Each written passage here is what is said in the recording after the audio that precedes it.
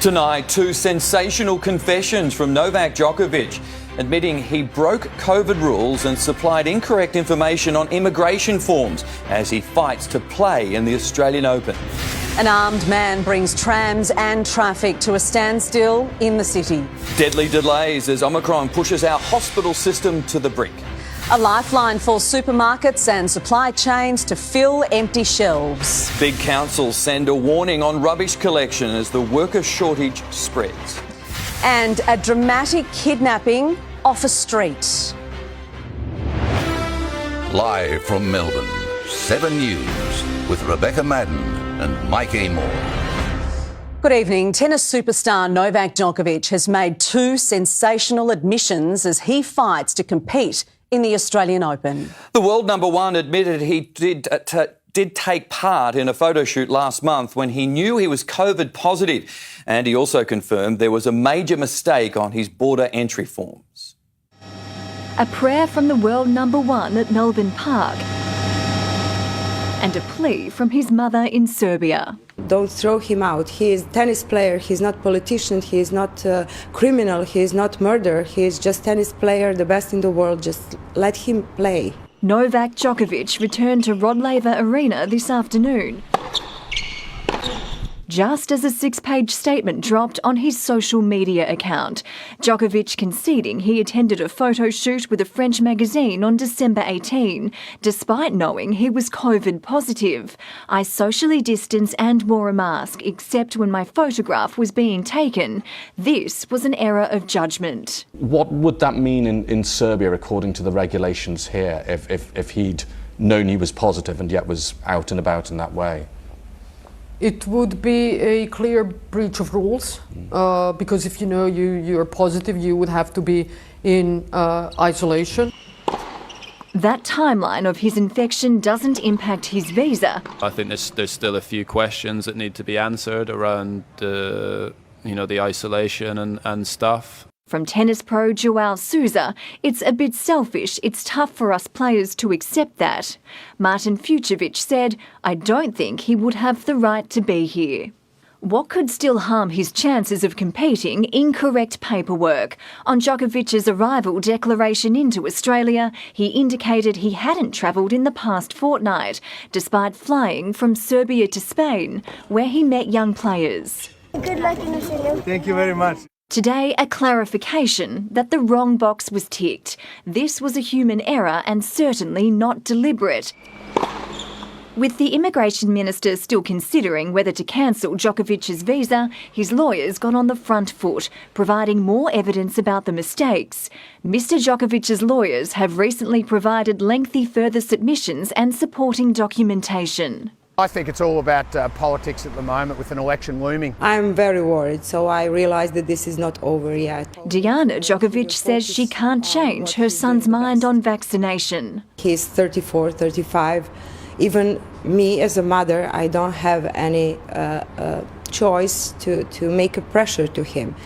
He has his own philosophy of his life. But doesn't understand why the world number one is seen as a health risk to the public. If he is healthy, if his PCR is negative, why he cannot play? Why they are afraid? If he cough on the court. And the clock's ticking for Tennis Australia ahead of tomorrow's draw. Emma O'Sullivan, officials are pushing ahead despite doubt over the world number one.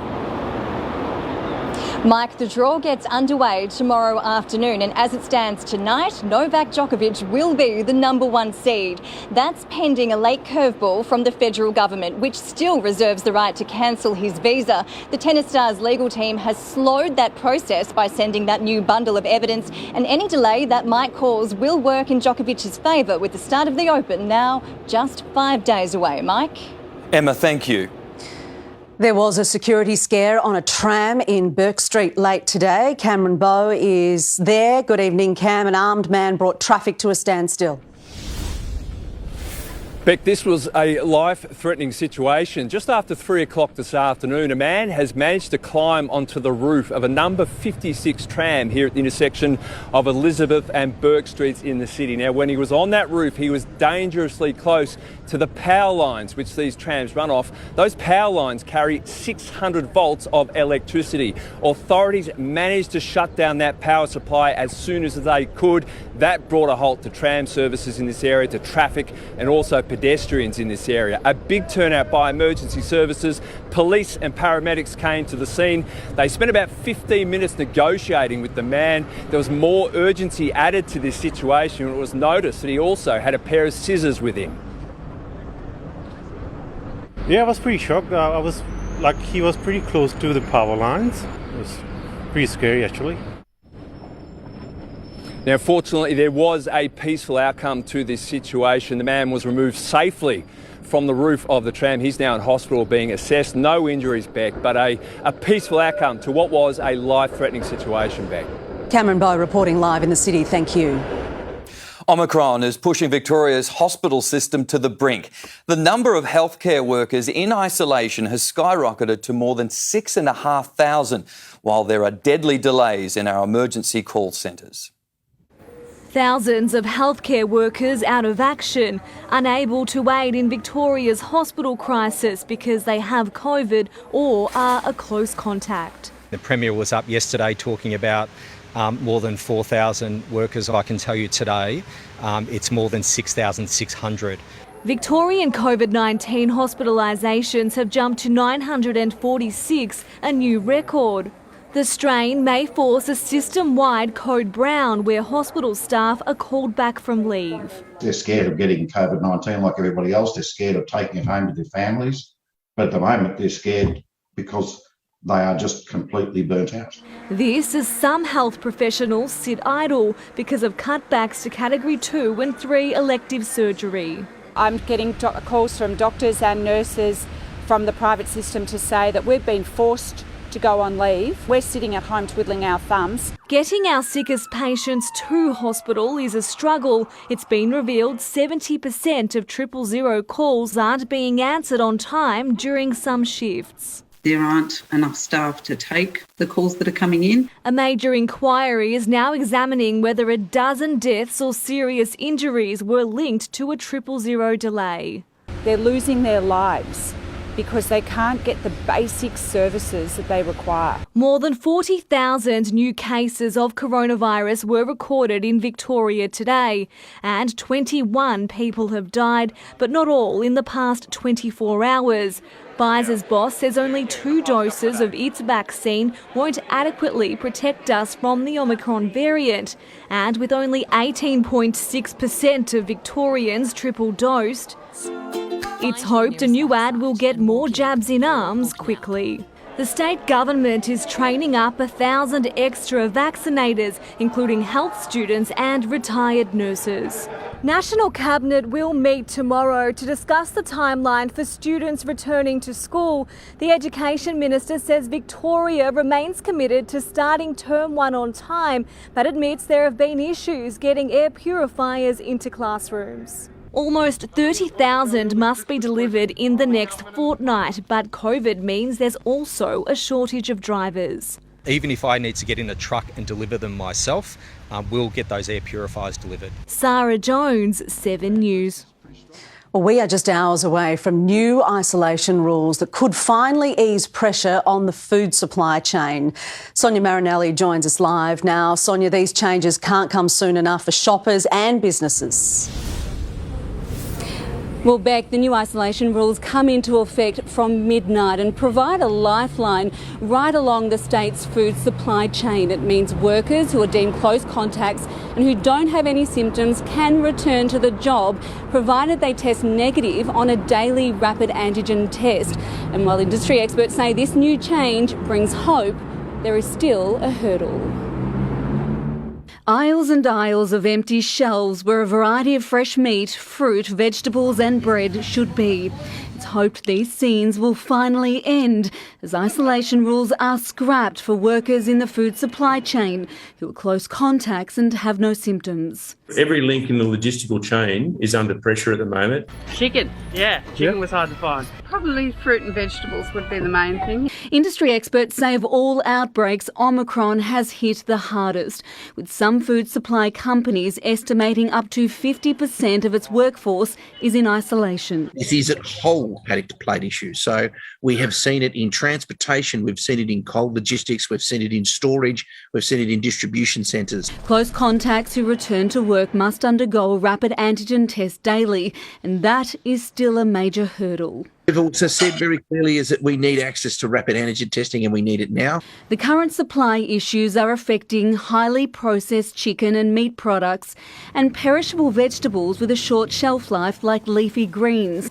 Now there are reports even fresh pet food is in short supply.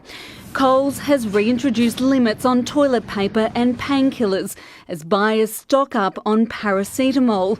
It's to meet demand and prevent panic buying and a repeat of scenes like this. We've come out of Christmas and New Year with lower inventory levels, and now we've got these higher absence across both our own supply chain and our suppliers and our partners, and we are seeing that impact play through. But Woolworths has stopped short of implementing new purchasing limits.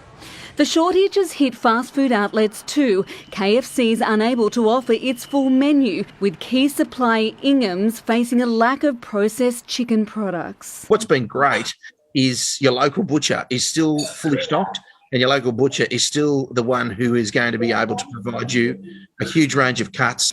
Meanwhile, Victorian fruit growers are facing a picking crisis for the second year running. They're desperate to recruit local workers and are encouraging anyone to give it a go. Growing fruit is different from any other industry sector. We only get one shot at this, so that if we don't get enough workers in our industry, then a lot of fruit will not be picked. Sonia Marinelli, 7 News. And the worker shortage is now threatening rubbish collections. Monash and Moreland Council are already reporting delays, with other councils expecting problems soon. The Prime Minister is holding crisis talks to change isolation rules for more workers. Abandoning his week off, Scott Morrison is back in Canberra, hosting emergency talks from Parliament House as the country grapples with the latest COVID catastrophe. The challenge of COVID with escalating cases is keeping things moving.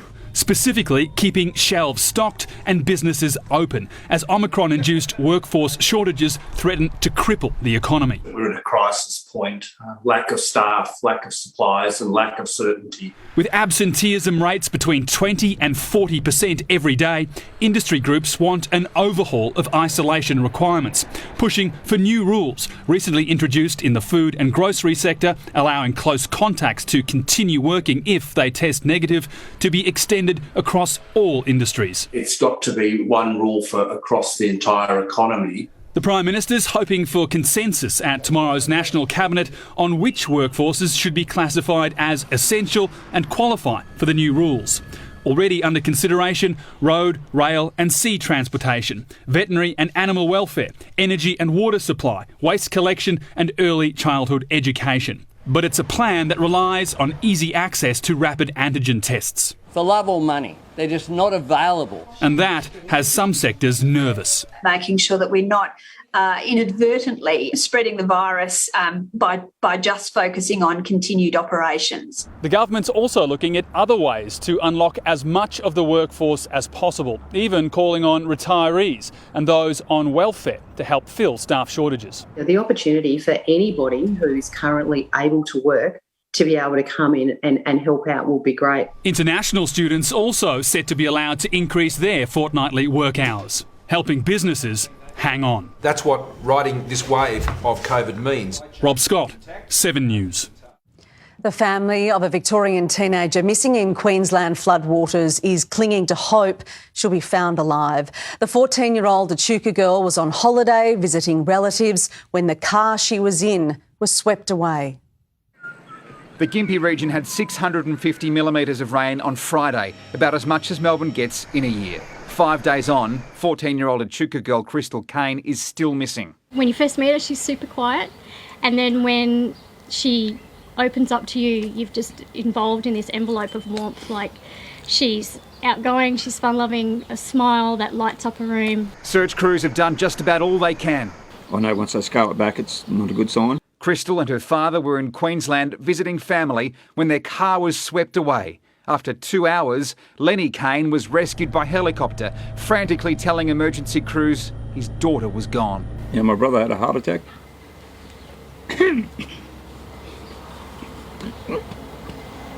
Yeah, it's just really difficult. Lenny's obviously been in hospital. He's had a heart attack through all the stress of that. He also has a chest infection from being in the water for so long.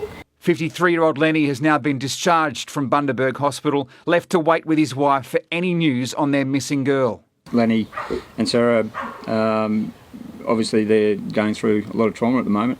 Already thousands of dollars have been donated by Crystal's aunt and uncle. To help continue the search for Crystal and for when they bring Crystal home and we can help her through that recovery process. A family clinging to hope. Blake Johnson, 7 News. Shocking security pictures show the moment a man was kidnapped off a Sydney street. He was freed by his abductors 2 days later after his family reportedly agreed to pay a $3 million ransom. Omar Elamar is chatting with a friend outside his home when he's ambushed by a group of men in his driveway. He's beaten and he and his mate are threatened with a gun. The badly injured 38-year-old is dragged to the SUV and then bundled into the back seat. He disappears for 2 days. His kidnappers torched the getaway car and little evidence was left behind. Around 6 last night, Elamar stumbles into Bankstown Hospital. Doctors there call police, but he takes off without treatment before officers arrive. How are you feeling? Are you okay? He suffered minor cuts and bruises to his face and body, but is refusing to tell detectives what happened or where he was taken. Is there anything you want to say? Detectives say Elamar was let go after he agreed to pay a $3 million ransom. It's understood half was paid up front and the balance was to be handed over in instalments. Was a ransom paid at all? The suspects are still on the run. Natasha Squarey, 7 News. Now, 2 Victorians are fighting to play in the Tassie Test. Jackie Felgate, plenty of selection intrigue on this one. Indeed, Beck, yes. One Ashes hero faces a crucial few days ahead. We'll cross to Tassie to tell you what hurdles Scott Boland will need to overcome if he's to hold his spot. Ash Barty hits centre court with a Grand Slam champ ahead of the Aussie Open. And Sam Doherty makes a brave call to step down as captain of the Blues. And a footy game is actually in danger of being called off because of COVID. I'll have all of those details soon. 2022, it's going to be that way, isn't it? Thanks, Jack. $1 million is being offered to catch a killer in Melbourne East. A father's heartbreak. His son was killed and the suspect is close to home. That's next. Plus, Bunnings customers warned about a data security breach. The new COVID reality in the United States. 1 million Americans testing positive every day. And the last thing you want to see drifting along flooded streets. It's slow going for drivers on the Westgate with major roadworks now underway. There were delays this morning as motorists adjusted to new ramp and lane closures. The work will continue until the end of February. They're widening the freeway from 8 to 12 lanes as part of the Westgate Tunnel project. Detectives are offering $1 million award to help solve the murder of a young musician in Melbourne East. Connor Tolson's father is tonight pleading for answers, but knows the killer could be someone within his own family. The family of Connor Tolson don't expect justice, but after more than 6 years of agony, they want answers. So I've gone through 3 years of howling my eyes out, just breaking down, bawling for 3 years. The remains of the promising musician were found after a fire at the bungalow he lived in at the rear of the family's East Malvern home. His death was initially treated as non-suspicious before an autopsy revealed the 21-year-old had suffered neck injuries and was dead before the fire began. A $1 million reward is now up for grabs for information that will help convict his killer. It'll prompt someone to tell us something that they're sitting on and haven't previously told us, and it'll help us solve the case. Connor's brother James Tolson has been interviewed but never charged. A coronial inquest in 2018 was told he'd previously made threats to kill and burn the house. The inquest revealed that Connor Tolson had taken out an intervention order against his brother. Police were called to remove James Tolson from the family home 3 days before Connor's death. Bill Tolson is in the impossible situation of mourning one son and maintaining a relationship with another, considered a prime suspect. A suspect, you'd have to say that, but again, nothing is conclusive, and if that were to be the case, it would obviously just make a very sad situation sadder. Connor Tolson would have been 28 this month. Connor was unique, talented. It's certainly a tragedy. Cameron Bowe, 7 News. Bunnings customers may have been hit by a data security breach. The hardware giant is warning customers to monitor unusual activity in their email accounts. Bunnings says the company that looks after drive and collect bookings was hit by the breach, but it insists passwords, credit card information and mobile numbers are not collected by the third-party provider. And it's confident those details have not been compromised. America's top infectious diseases advisor has clashed with Republican politicians, warning their attacks on him have sparked death threats. Dr. Anthony Fauci was giving evidence in Congress as the country's COVID outlook worsened. America's daily number of new COVID cases bursts through 1 million, now more than 4 times the record from previous surges. Some hospitals so stretched by sickness among staff, they're asking many nurses who've caught COVID to stay at work. And a new forecast in Europe spelling it out there. More than 50% of the population in the region will be infected with Omicron in the next 6 to 8 weeks. Surging too, pressure on those who advise the White House. Do you think we slowed down the death rate? More people have died now under President Biden than did under President Trump. You are the one responsible. You are the architect. Dr. Anthony Fauci accuses the senator of stirring hatred to raise political funds online. And you see, fire Dr. Fauci with a little box that says, contribute here. You can do $5, $10, $20. The doctor also says the campaign is stirring harassment of his family and has put him on a hit list. Last month, police arrested a man travelling to Washington, apparently planning to kill, among others, Anthony Fauci. And they found in his car an AR-15 and multiple magazines of ammunition. Senator Paul called linking him to the threat insulting. An open mic caught Dr. Fauci's feelings. What a moron. Jesus Christ. In the United States, Tim Lester, 7 News. Heavy rain from Cyclone Tiffany has stirred up the wildlife in far north Queensland. Now, this monster croc was spotted this morning. Innisfail locals went to see if the bridge had gone under, but got an extra shock seeing the reptile lurking in rising waters. That'd wake you up. Jane Bunn joins us on another muggy day. And Jane, how much longer will it remain humid? Well, Mike, the humid air is actually building up to something. We're sunny for now, but storms do return by the end of the week. The warm days and nights will remain with us as long as the humidity does. We began on 19 this morning and have reached a top of 30. Thunderstorms are beginning to cross into far western Victoria now. I'll show you when they'll arrive here after sport. Thank you very much, Jane. Well, Melbourne Airport is set to change with a $350 million overhaul to ease traffic congestion and make drop-offs easier. The exclusive first look next on 7 News. Also, a new plan to replace the monarchy with an Australian head of state. Is the party over for Boris Johnson as a lockdown scandal deepens? And a baby's miracle survival as a medical helicopter goes down. There's been a narrow escape for dozens of passengers after a bus collided with a tram in Flemington. The tram driver has been taken to hospital. Luckily, no passengers were hurt. Moments later, a truck crashed into tram lines nearby, adding to the traffic chaos. As the Queen's Platinum Jubilee draws closer, the debate on whether Australia should become a republic is resurfacing. Under plans dubbed the Australian Choice, the Queen would be replaced with an Australian head of state. We no longer need English oversight. We're Australians, robust, proud, strong, smart and independent. To elect a head of state, each state and territory would nominate one candidate and the federal parliament nominating up to 3. All candidates would then be put to a national ballot to run for a 5-year term. Dropping off and picking up loved ones at Melbourne Airport is set to change. A new $350 million elevated road is aimed at reducing congestion and making travel smoother.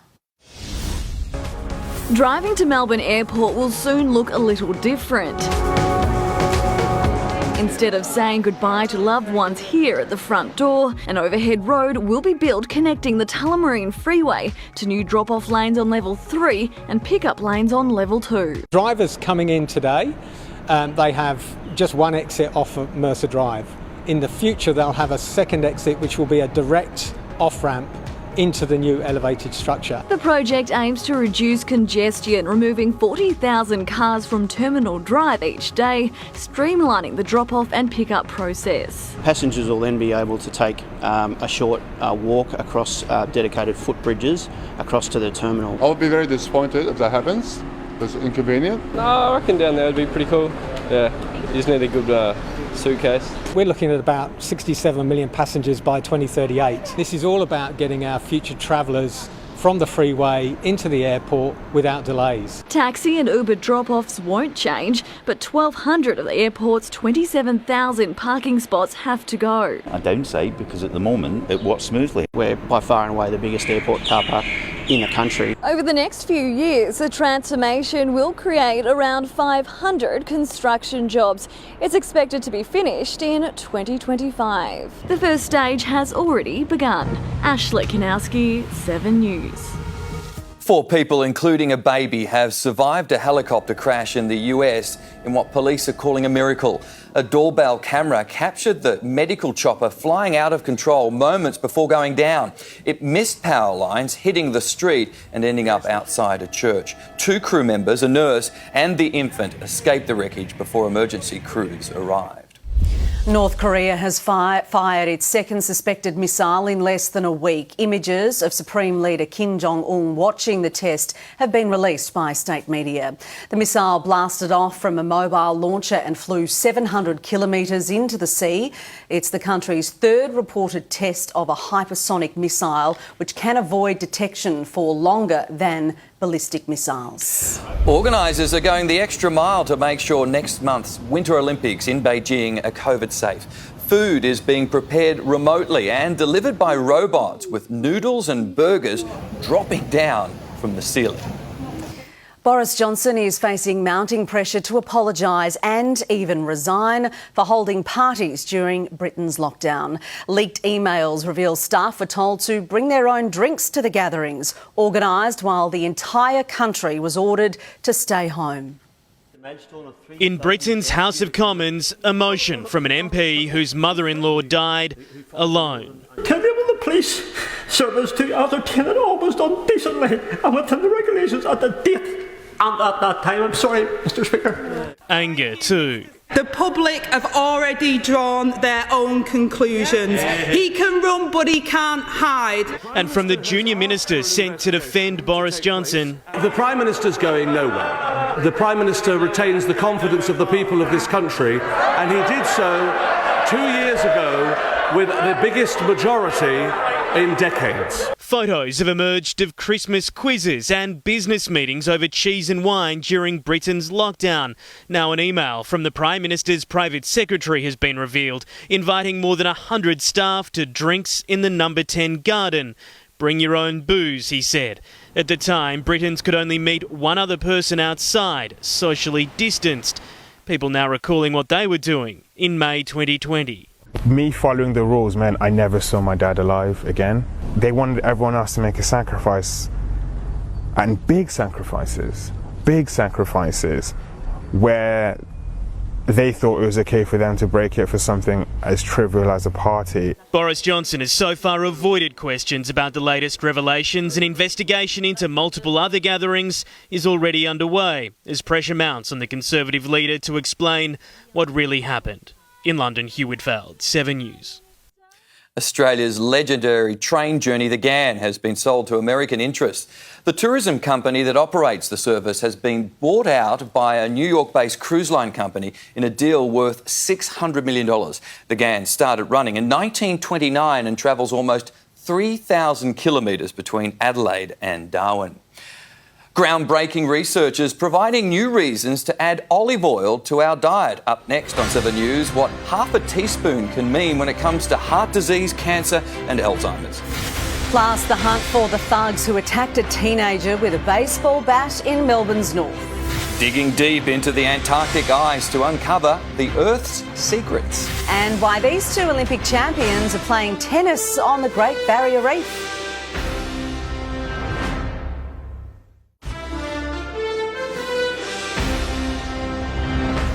Investigators want to speak to 5 people over the assault of a 14-year-old boy in Melbourne's north last month. The boy was at Roxburgh Park cricket ground when he was knocked unconscious after being hit with a baseball bat. At least 2 of the group are believed to have attacked him. A woman has died after her car left the road and hit a tree on Melbourne's northern outskirts.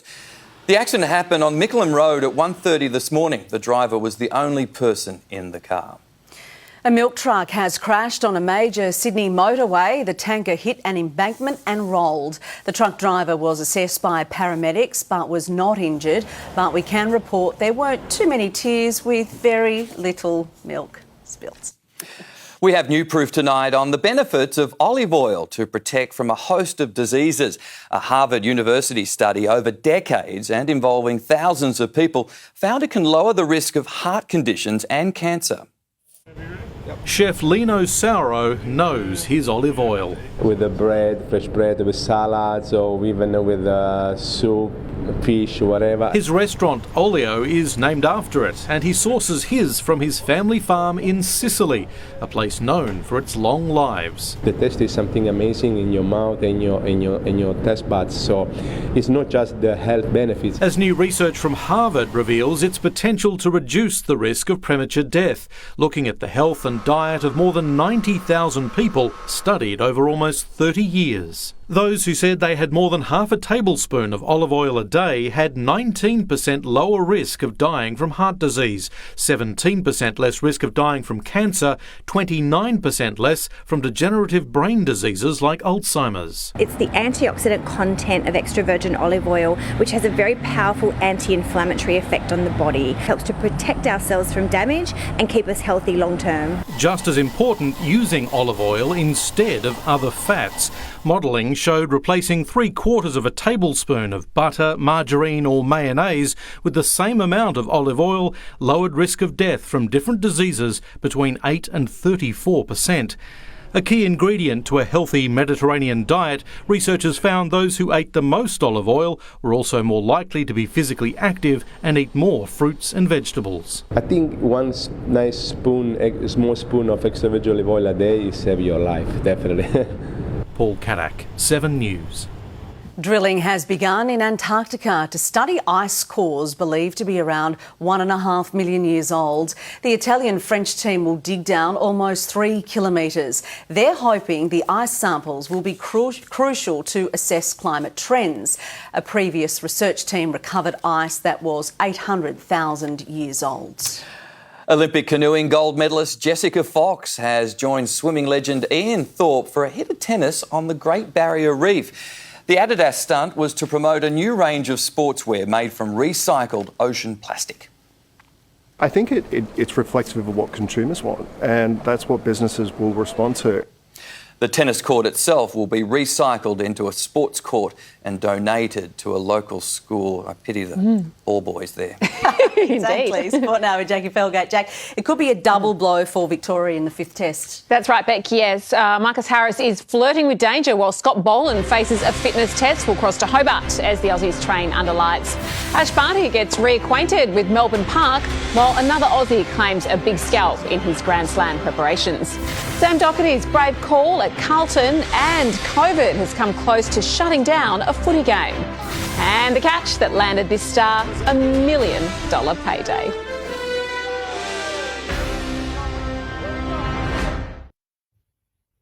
Welcome back. Aussie paceman Mitchell Starc is desperate to play in the pink ball test in Tasmania, but selectors are hinting otherwise. Bad news is looming for Marcus Harris, though, who's set to be dropped for the returning Travis Head. Back in day-night mode, the Aussies prepare to put the icing on a glorious Ashes series. Their pink ball wizard doesn't want to miss this one. I'm not looking for a break. It's the last test match of the Ashes series at home. It's the pink ball too, so yeah, I'd very much like to play. But after carrying the load early and the only quick to play every test, selectors are concerned Mitchell Starc's fading to the finish. Obviously, we've got fantastic depth at the minute, and we've seen the guys that have come in throughout this series in particular have come in and performed straight away. Sydney Thunder gun Sam Billings is set to take the gloves for England. SCG centurion Johnny Bairstow tested his sore thumb. Ben Stokes laboured through a run-through on his side problem.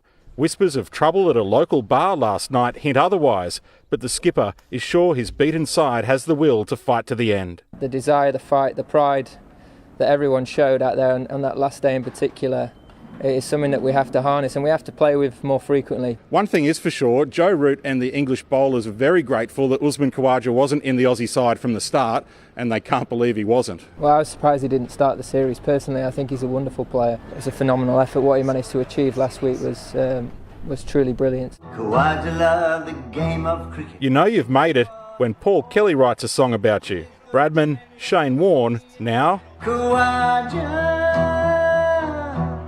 Still, twin tons don't guarantee the folk hero stays in the 11. Was he coming back and scoring double tons? I think it's been awesome for the group to see.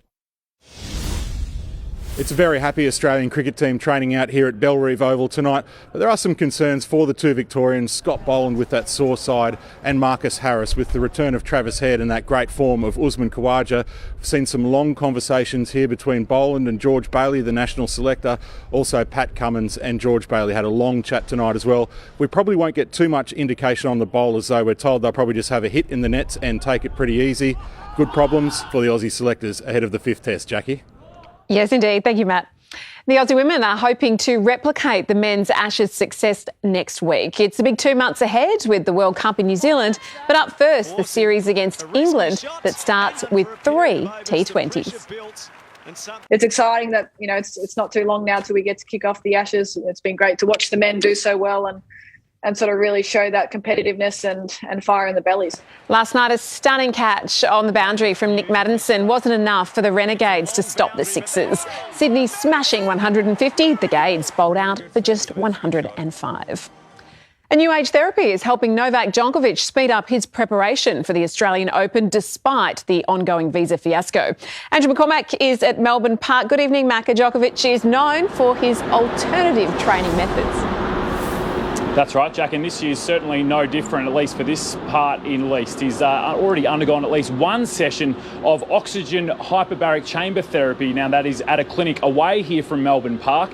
It involves sitting in a hyperbaric chamber for around 60 minutes at a time, and it helps with oxygen flow in the blood and therefore helping with things like inflammation and also to speed up recovery. It's something he has done in recent years here in Melbourne, ahead of the Australian Open in the lead-up and, of course, during the tournament, some days even on the morning of match day. So that should continue, of course. That is if he's allowed to stay in the country. A decision on his visa expected tomorrow. Now, elsewhere, it's been a much more low-key build-up for the female world number one, Ash Barty. She was on centre court today in Melbourne for the first time since winning her 14th career title in Adelaide. And speaking of Adelaide, what a performance this just moments ago. Thanasi Kokkinakis defeating American John Isner, the world number 24. A really tough 3-set contest, tie breaks in each set. It's Thanasi's first win over a top 30 player in 2.5 years. So a wild card for the Australian Open. You wouldn't want to come up against the young Aussie if you were a big name in the first 2 weeks here in the Australian Open. So hopefully he can make it through to potentially the second week for Thanasi Kokkinakis, Jack. Yeah, great to see. Thank you very much, Andrew. Sam Docherty has stepped down as co-captain of Carlton to focus on his health. Mitch Cleary is live with the very latest. Hello, Mitch. You've got fresh details on a contender to replace him. Well, Jackie, gun defender Jacob Wiedering has emerged as a candidate to jump to the top job and partner Patrick Cripps as Blues skipper and a new-look leadership group. Docherty today standing down from his post as he recovers from his second bout of testicular cancer. The Blues are hopeful he will return to the field in 2022 and continue leading without any official title. The full leadership group to be announced in the next month. At Geelong, Jack Henry, last year's best and fairest runner-up, is in a fight to be fit for round 1 after foot surgery. The key defender was on light duties pre-Christmas, but fresh assessment revealed a partial foot fracture that will keep him off running for up to 6 weeks. In AFLW, the Western Bulldogs game with Geelong on Saturday night is on the verge of being the first game called off due to COVID. The Dogs have had more than a dozen players test positive and combined with injuries are unlikely to be able to field a team from their extended squad of 35. And just finally, Jackie, at St Kilda, AFLW coach Nick Del Santo will also miss his side's clash with Collingwood as he enters isolation. Yeah, difficult time ahead. Thank you very much, Mitch.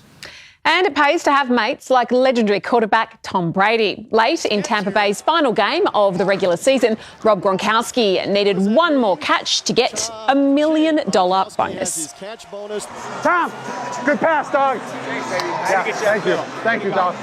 You just got $1 million? Yeah, I got $1 million. You got $1 million? I got $1 million. We going. Where we going? To the city. Yeah, we going to the city. With my million. Too cool for school. Didn't they enjoy that? That is how you cash in. Wish I had a milli. A milli? When you've got that much money, it becomes a milli. That's pretty cool. Got a nickname for it. It happens every day. Got a milli. Thanks, Jack. Jane is next with a forecast. And Jane, how does it look tomorrow? Well, Mike, it is both hot and humid. We should have lots of sunshine tomorrow ahead of thunderstorms on Friday. The full details are next.